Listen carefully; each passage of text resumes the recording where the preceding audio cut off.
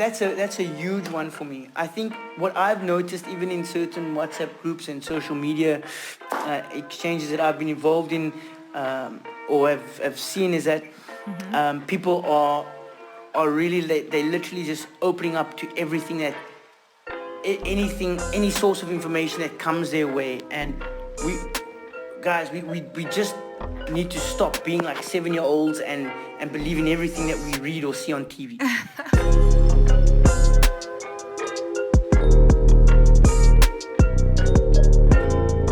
Here we are for another dose of EL Gems of knowledge, tips and tricks of the trade from nothing but the best. We do hope that you are fighting the spread of the virus with us in isolation. I hope you got that joke, to be honest. And taking the necessary precautions, as we mentioned. Do wash your hands with soap and water, have hand sanitizer with you, and avoid touching your face. Most importantly, do your level best to stay indoors. In the same breath, we do acknowledge that COVID-19 has brought about a sense of anxiety or uncertainty amongst us, and we just want to take the opportunity to give you a few tips and tricks on how to manage and build a culture of wellness in this period and going forward. So what better way to have that delivered to you than through our guest today, the Director of Student Life at AOU, who so happens to be a psychologist by training. And he's played such a crucial role in guiding our community to maintain holistic wellness, such as mental, physical, and financial, just to mention a few. But a lot of you may not know this, but he's a kick-ass soccer player in his spare time. And would he really be South African if he didn't love rugby? So without further ado, and with all that said, welcome Jeremy Ruiters.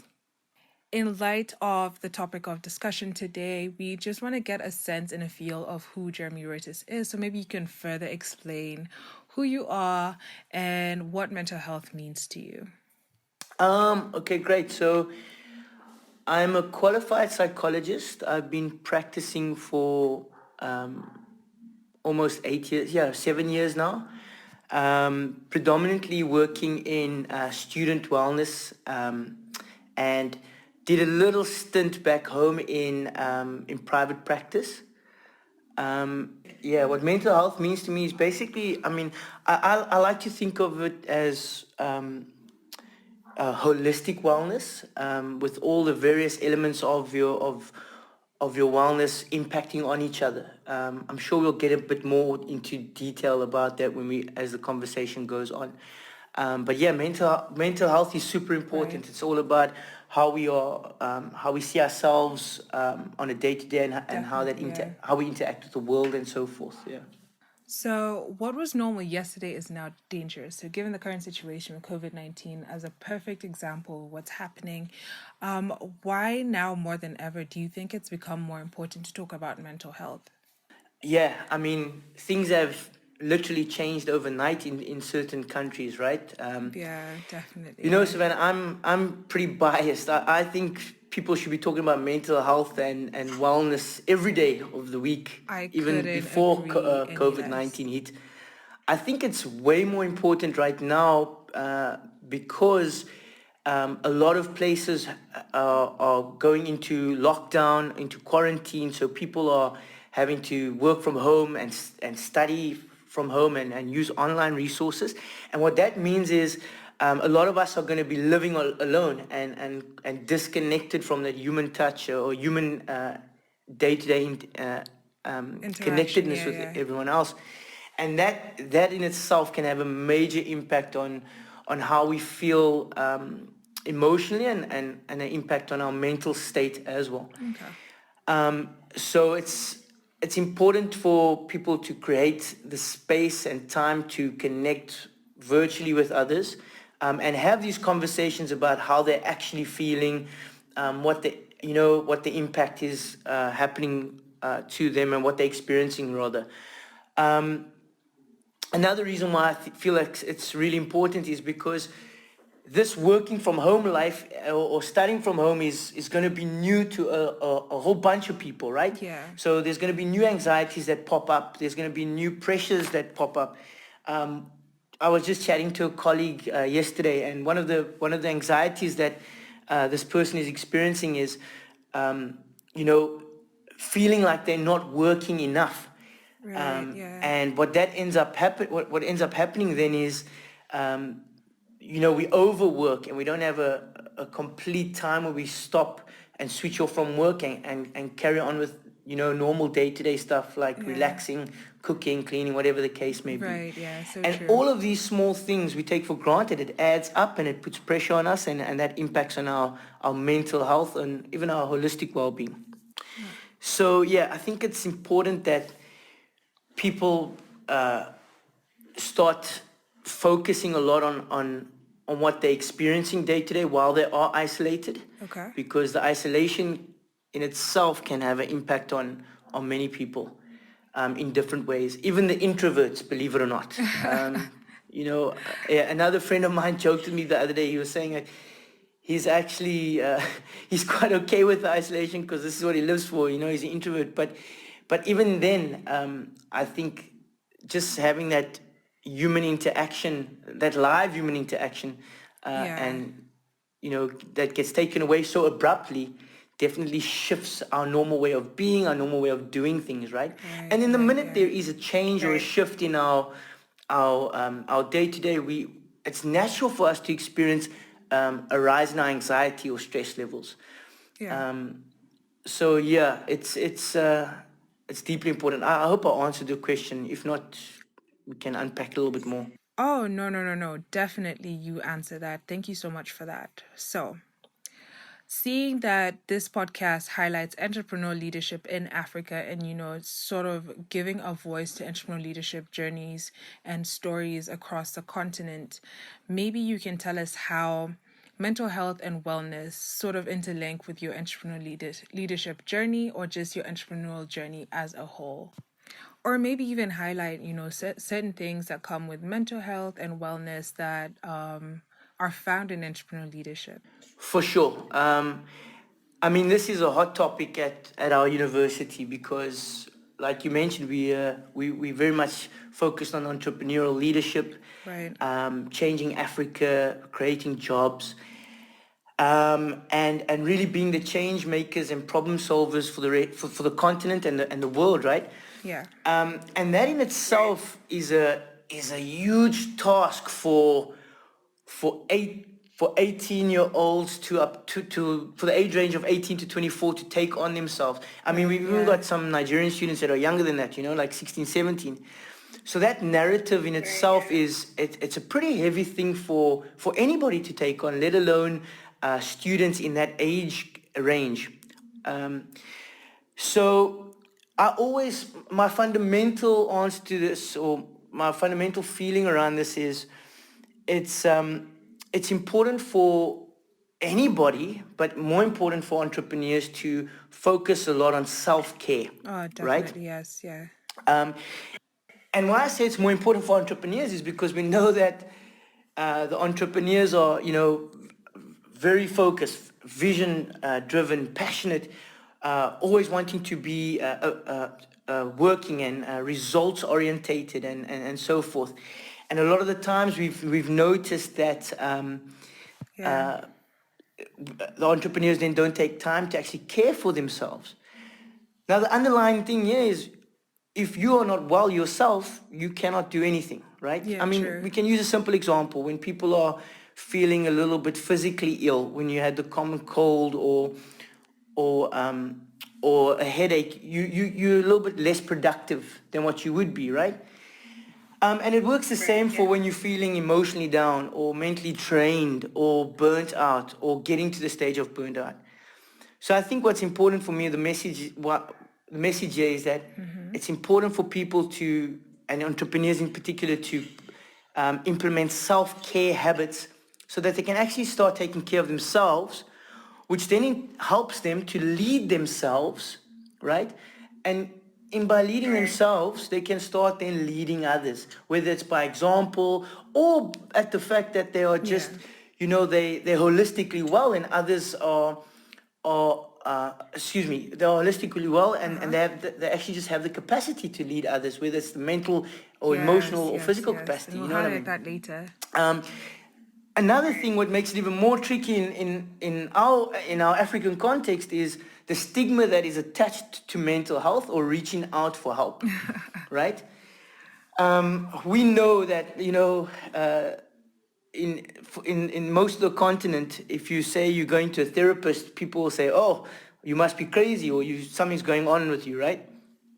And I think we need to do a lot of work to break that stigma, especially with and for African entrepreneurs, because reaching out for help is not a sign of weakness. Being vulnerable in any kind of space is actually a sign of strength. So I think it's really important for young African entrepreneurs to take that on and understand that even though you might have this insane pressure to want to achieve and move forward, you need to use the resources that are around you, and that includes support resources, right? So reaching out for help, and that kind of thing is going to play a major part in how our young African leaders will be successful in the future. And when I say that, I mean our students, you guys, you know what I mean? Yeah. And beyond, of course. Definitely. So you've talked about self-care, reaching out for help, and sort of finding a way to lead yourself in order for you to be able to lead others.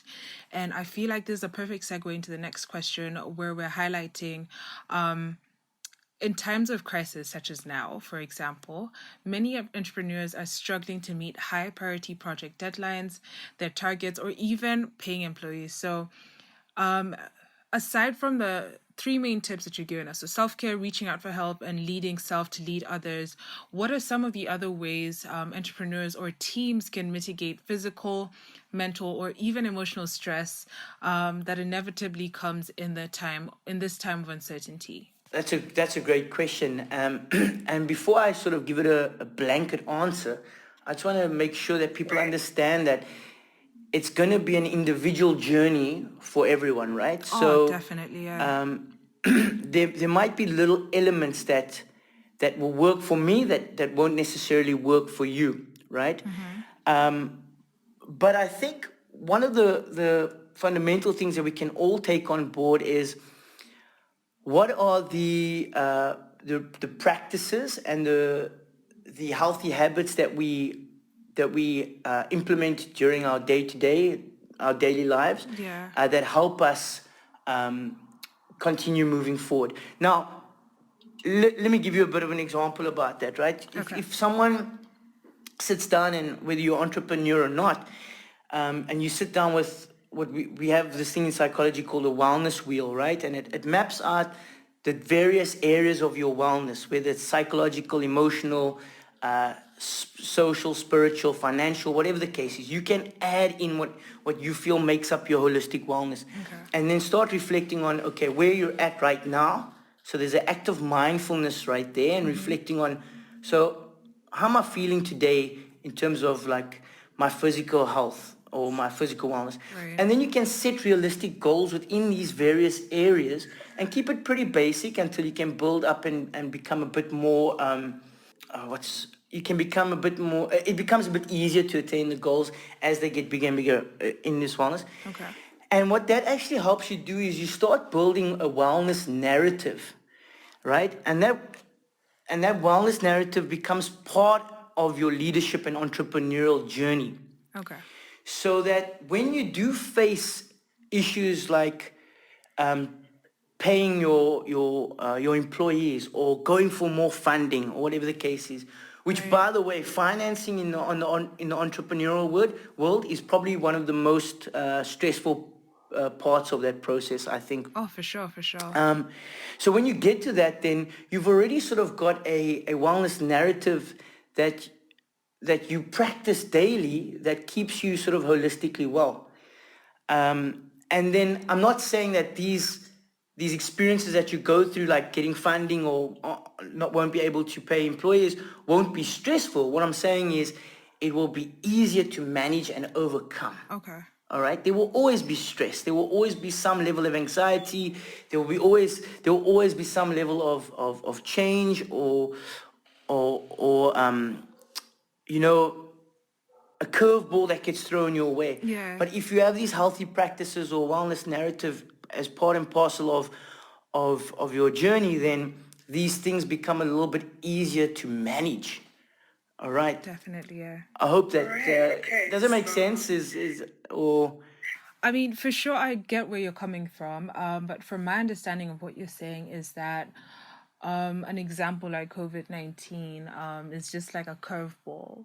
But if you have systems in place that help you manage sort of how you feel and, building a wellness culture around you, you'll be fine in managing your anxieties. Is that what you're saying? So I think the key message that I want to say regarding the COVID situation in particular is that I think it's this isolation and this quarantine that people are going through and experiencing. We can view it one of two ways. We can view it as a challenge, and yes, it's going to be challenging, and it's going to knock us, on different areas of our wellness. But the other way of looking at it is really an opportunity to start creating healthy habits for self-care or healthier habits that you might not have used in your previous experiences, but that you can start incorporating now into your daily life, right? Okay. Yeah. And with that, then, I'm not saying that the stress or the pressure of hitting deadlines or solving projects, I'm not saying that will be absent. That will still be here. Yeah. I think it will just be easier to manage and easier to emotionally accept and mentally accept. Okay.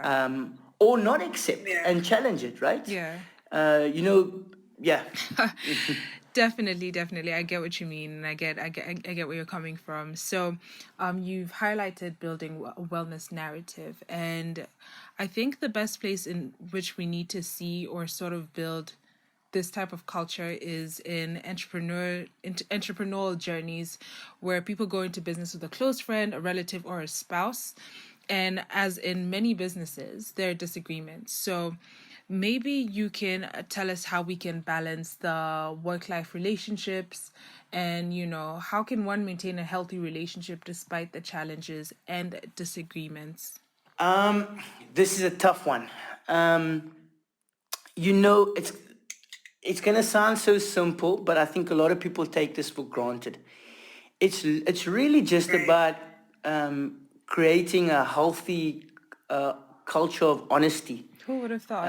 And what we call in ALU crucial conversations, right? Yeah. So if you're gonna go into business with your spouse or your best friend or your brother or your sister, right, I think there's two things that need to happen. The first thing is, the two participants need to really understand and be clear about what the boundaries are between the professional and the personal side of things. Right. Because a lot of the times we see that those two things, especially in people that are closely related before they go into business, that's quite a bit of what actually comes up as part of the problem. The personal and the professional starts getting really mixed in, right? Yeah. So it's important from the get-go to actually set those boundaries and whether you write them out, discuss them, whatever the case is, but it's something that needs to be discussed on a regular basis with the parties involved. Okay. And then the second part is what I alluded to in the beginning is, I would assume that if you're going into business with your best friend or spouse or sibling, whatever the case is, that there's already this fundamental trust that's there, right? Right. But then building on that trust and allowing each other or allowing space to have these crucial conversations that, might hurt someone's feelings, but they understand from the place it's coming from. It's not out of anger or whatever the case. Or it could be out of anger, but it's not. It's rather for growth rather than to discourage the growth of the partnership. Oh, true. It's almost like a marriage if you think about it. Right. Not that I've been married or anything, but I would assume it's like a marriage. Oh, that is a very key point to point out. Yeah. So maybe you can tell us 5 major habits or routines to practice for ensuring one's wellness while building a career or a startup. I mean, we all know that the AOU community, or even those listening to us today, have are aspiring entrepreneurs or already are entrepreneurs, are looking to grow throughout their journeys. And, statistics show that a lot of entrepreneurs are under the age of 35. So what advice or what tips and tricks would you have for them to practice to ensure their wellness during the entrepreneurial journey? Okay. Well, there's so many that pop into mind. I think, let me just take a minute to gather. Some of the things that come to mind straight away is, and these are, I think these are wellness tips just for everybody. Right, definitely. Yeah. I think the first thing for me, which is really important, is for the individual to understand, the individual to create a morning routine. Okay. Right? Something that is, that kickstarts their day. Okay? Yeah. One of the things I tell many people that I chat to, whether it's as friends or colleagues, whatever, I say, you know what, the first thing you should do in the morning is make your bed. Yes. It's as simple as that. You make your bed because that's the first thing you've accomplished, and your day is ready to get started. And also, it's just nice to come home to a made bed. For sure. But the main thing is to, and if you're not a morning person, find a time during the day which you can carve out that is just for you. It has nothing to do with work or anybody else, but and then you do something in that space. The reason why I say morning is because it's easy to start a routine that can kickstart your day. Right. So that's the first thing. Get a healthy morning routine going, Yeah. Because Savannah, you'd be surprised how shocking some people's mornings are. They'll wake up and straight onto the computer, or wake up straight onto the phone, or wake up. And so I think it's important for an entrepreneur in particular who might be, wake up at 6 a.m., has that need to jump on the computer and see if the emails are coming in and the funding has been approved or whatever. But then your day doesn't kickstart right. So start your day for yourself, get a routine going. I can't stress that enough. Yeah. The second thing I would recommend is, in terms of mental health and emotional health, is surround yourself with a good support system. Okay.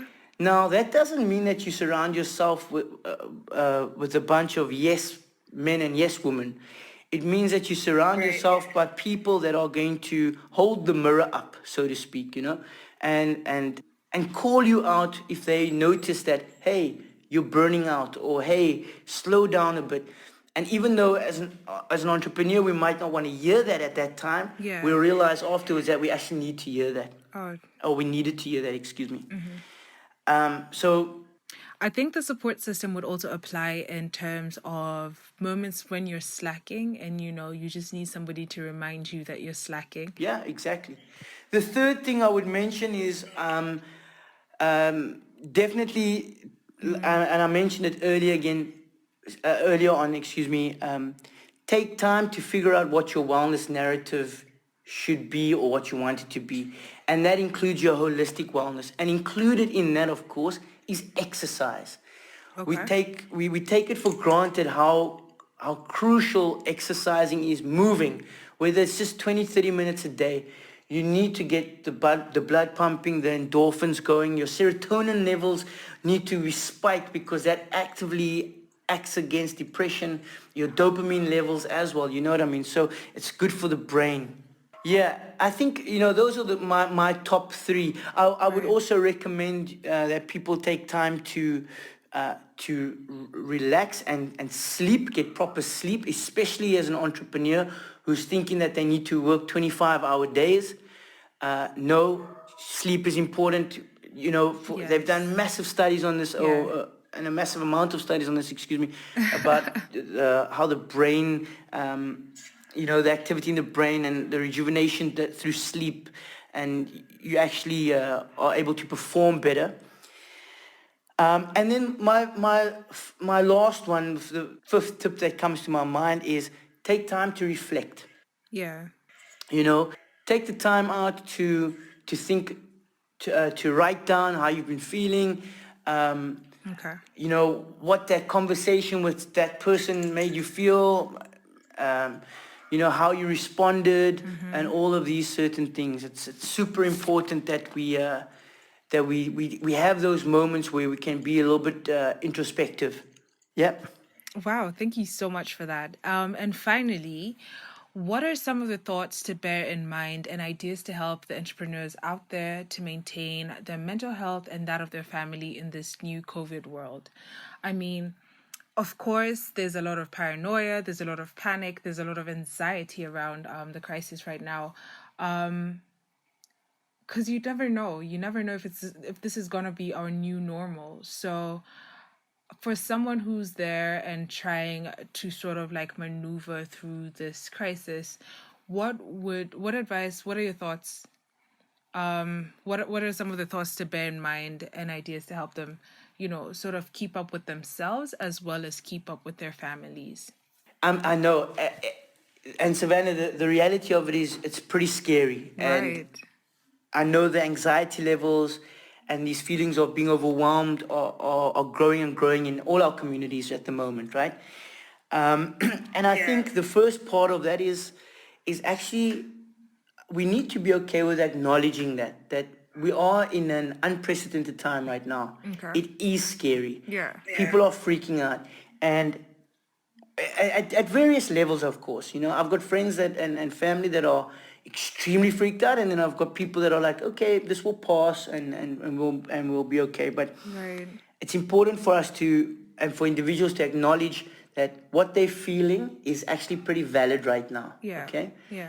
It is scary, and we don't know how long it's going to last. It's literally changing hour by hour in certain countries. It's crazy. The second thing I would recommend is also, if you are in a country away from your family and friends, is find meaningful ways to reconnect with people. Okay. We have the technology literally at our fingertips. Let's use it. Get off Instagram, not the whole day, but take some time away from Instagram and Twitter and Facebook and FaceTime someone, really connect with them instead of just double tapping on their photos. Yeah. So, or commenting on their Insta stories. But take some time to really reach out to people and say, hey, how's it going, Yeah. I think in a weird way, these times are going to make us realize what deep, meaningful connections actually, how powerful they are with others. So take some time to do that. And then again, another recommendation I can have, and I'm gonna sound like a complete broken record here, but I'm so passionate about it, is literally creating a routine for yourself. Okay. One of the biggest things is to make sure that you have let's say, for example, you're working or studying from home. Yeah. Choose a space in your home that is designated for work. Okay. Right? Yeah.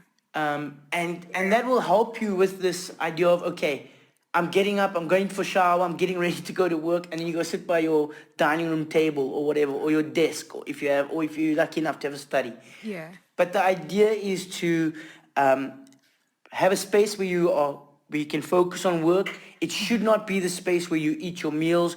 It should not be your bed, because we need to keep these spaces in times like this. We really need to keep these spaces sacred, Yeah. and separate. I know you students love to lay and watch series on the bed or whatever the case is. Change it up, change Blanket it up. Go statements, sit on your couch Jeremy. and watch a series.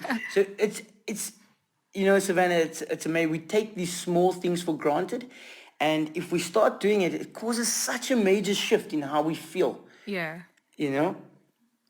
So, and then the third, so it's reconnecting with people, making sure you're connecting, have designated workspaces. Don't feel bad. I would say give yourself a day or 2 days of the week to sleep in. Don't feel bad about it. Even though there may be this urge to, especially for entrepreneurs, to keep pushing. It's extremely important to identify what's realistic at this point in time. You know? For example, I'll give you a personal example. Last night at about 10 p.m., myself and a colleague were chatting, and then she said to me, actually, I'll send you a Slack. So I said, well, no, I'm offline now. If it's anything urgent, just WhatsApp me. And then she said, actually, you know what? Nothing can be done between now and the morning. Right. And I thought that was so... So it's more or less just having your non-negotiables. Well, yes, it's having a non-negotiable switch-off moment, but also being realistic about what can be done. Because in that moment, she realized, well, it's 10 p.m., between 10 p.m. and 6 p.m., we're probably not going to be able to solve this issue right now because it involves third parties, etc., etc. And I think it's important for people to realize that and be realistic about what can and can't be done. Even though that may be difficult for entrepreneurs who have a strong internal locus of control. And what that means is that so you have an external and internal locus of control, and people that have a strong internal locus of control generally believe that, you know, we can control the outcomes of various things, and people that have a strong external locus of control or lean more towards that, you know, these things are out of our control, it's based on fate, destiny, etc., etc. The idea is to get a good balance between the two. So realizing what you can control, realizing what you can't control, or the outcomes rather. And we've noticed that entrepreneurs actually have a very strong internal locus of control, which is a great thing. And I generally think for such people, like, they need to be okay with ambiguity. Because a perfect example would be this COVID situation, whereby we don't know how fast it will leave or go, and we also don't know how fast it may grow. So, yeah, I think that was a point I needed to highlight. Yeah, that's and again, that's something that adds to a lot of people's anxiety, right? It's the unknown of this whole thing, and I think it's just important that we accept that unknown to a degree, you know, and do what we can in the present. And I mean, that brings me on to the whole topic of mindfulness, you know, so be mindful of the things that you're doing hour by hour, you know. I would normally say, you know, even as you're sitting down and having a meal, be mindful of what you're eating. You know, it's about being present, taste the food. And it's so easy to get caught away from it. Just this evening, I was having dinner while in front of the computer doing work. And, you know, it's like those things, we should break those bad habits. Yeah, we definitely do. So I just want to circle back. There have been several stereotypes around mental health, most especially within an African context. Also, given with the crisis, we had the notion that, for lack of a better word, that, you know, it couldn't affect us in the African continent because we are Black.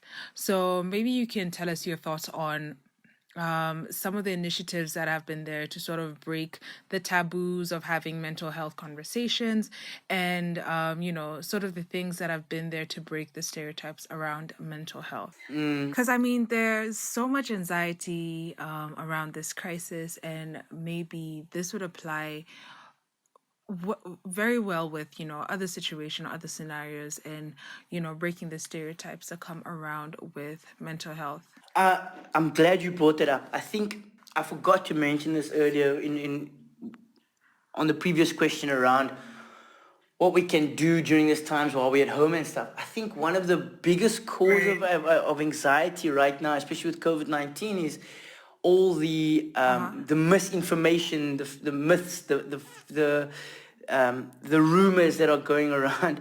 And I think one of the biggest things that we can do to avoid our anxiety from increasing is to check the sources. You know, if someone shares you something, shares something with you on WhatsApp or on your social media, your first reaction should be, what's the source? And then have a look at, you know, if it's a reliable source. And as students at African Leadership University, you guys should know that already. You always check your sources, right? So that's a huge one for me. I think what I've noticed, even in certain WhatsApp groups and social media exchanges that I've been involved in, or have seen, is that people are really, they're literally just opening up to everything that any source of information that comes their way. And we just need to stop being like 7-year-olds and believe in everything that we read or see on TV. It's really as simple as that. Yeah. Then, of course, when it comes to just breaking the whole stigma around mental health and in Africa, I think it's with the mental health practitioners across Africa that need to drive it. That need to pass on information and jump on podcasts like this and talk to students. But honestly, Savannah, I think the change comes from our students, from younger generations such as you guys, because if your generation or the students right now start embracing that and realize that, being vulnerable is okay, then it starts to obviously trickle down into younger generations, but also it's an opportunity for you to educate your parents and your communities when you go back home. And I've seen it already just from our community, within students that have gone back home and they've come back to campus and have said, they started having conversations with their parents around wellness and what that means, and that it's not just about being crazy, etc. And so I think it's literally just about having these conversations. We will continue to doing let me try that again. We will continue to do campaigns, mental health awareness campaigns on all our platforms at ALU. And of course, it's important for us to prove and have data that can show the benefits for this, right? Right. Some of the initiatives that we're running at ALU that actually support our students and our entrepreneurial leaders in our community, our students that are going through like SVP programs and that, the support that we have on a wellness element, we need to actually collect that data properly and present it to the rest of the world and the rest of Africa and saying, hey, look, Alex Kalanda, he's an entrepreneur at ALU, he's a student. Guess what? We supported him. We won't use your name, Alex, because it will be confidential. But if we have the numbers, you know what I mean, and present the data in a confidential manner, in a professional manner, of course. Right, definitely, yeah. And of course, the other part of it is, Savannah, sorry, it just popped into my mind.